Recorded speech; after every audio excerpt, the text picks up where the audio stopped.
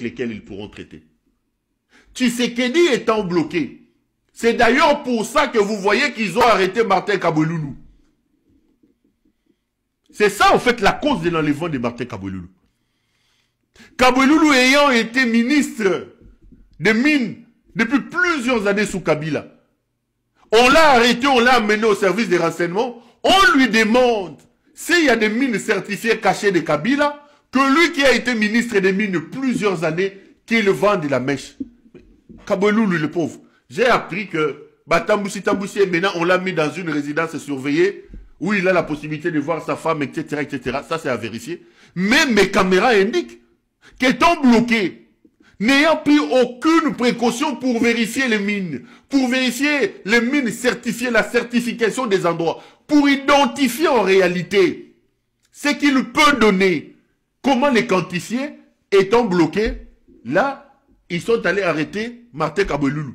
Kabweloulou qui ne fait pratiquement plus la politique, qui a aujourd'hui 70 ans, il vit paisiblement sa retraite. Non, on est en train de lui mettre la pression pour que Kabweloulou leur montre des mines certifiées, que eux cachés, que Kabweloulou va montrer quoi? C'est ça au fait la réalité. C'est ça au fait la vraie raison, une des raisons de l'arrestation de M. Martin Kabweloulou. Ça c'est la preuve de la folie qui dirige le pays. Un homme qui fait des déclarations, un homme qui prend des engagements, sans prendre des précautions. Il part au Qatar. Il prend des engagements pour une mine au Qatar. Il demande aux Qataris de venir. La mine appartient à M. Corneille Nanga. Et le Moulouba ici, comment il s'appelle? José Mpanda. Il convoque Nanga, il dit, écoute, j'ai un deal. Nanga dit, mais je vous vends ma mine. 20 millions de dollars. On demande à Freeland First Bank de sortir 20 millions. Pour désintéresser Nanga.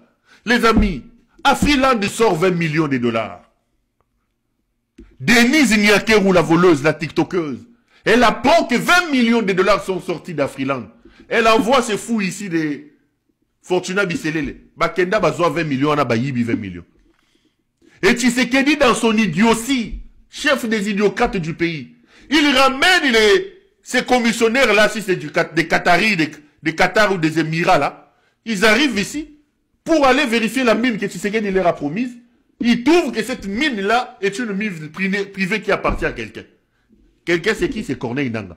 C'est là que lui, dans sa folie, comme il ne prépare pas des dossiers, il signe sans aucune précaution. C'est ce jour-là que Tshisekedi se rendra compte que cette mine-là n'était pas libérée. Et quand ils appellent Nanga, Nanga dit, mais vous avez dit que vous allez me désintéresser. Il dit, mais 20 millions sont sortis, il dit jamais. Mais Nanga dit, je n'ai jamais touché. On appelle José Mpanda, l'argent n'a jamais été touché. C'est là qu'on a demandé au pauvre François Béa, le vieux ici, on lui dit d'enquêter. Béa va enquêter et va lui amener des preuves. Va lui amener des preuves. Que Mbongo Bimi Moutayi Biango Nyakeru, moi si nayo. La tiktokeuse. Nyakeru apprendra que Béa a été arrêté. Et Béa a remis. Nyakeru na oyo nani Bisselele. Ils vont monter cette histoire pour faire arrêter Béa. Un technocrate, un sécurocrate de son rang. Quelqu'un qui a rendu des services, des loyaux services au pays. Quelqu'un qui a une telle carrière, un tel gabarit en matière de sécurité, qui a servi sous Mobutu, sous les deux Kabila, à cause de son malade de frère, ces bandits de Félix ici. Béa se retrouve en prison. Tout ça, c'est parce que la femme qui porte les pantalons dans ces couples typiques de soulards là, a décidé qu'un monsieur comme Béa, un sécurocrate comme Béa, soit arrêté parce que Béa a découvert qu'il a volé 20 millions. C'est ça le malheur de Béa. C'est ça le malheur de Béa. Et nous sommes dans la même configuration. Il va prendre des engagements. Il promet des choses aux Américains. Non, nous avons des mines. Mais maintenant qu'on lui dit, ok, amenez des mines, il est incapable d'apporter des mines parce que les véritables propriétaires sont là, les Chinois et les autres. Du coup, les Américains se rendent compte que ça, c'est un mouton. Vous voyez pas quitter. Hein? Tous les jours, on vient vous dire ici que ce monsieur, c'est un mouton.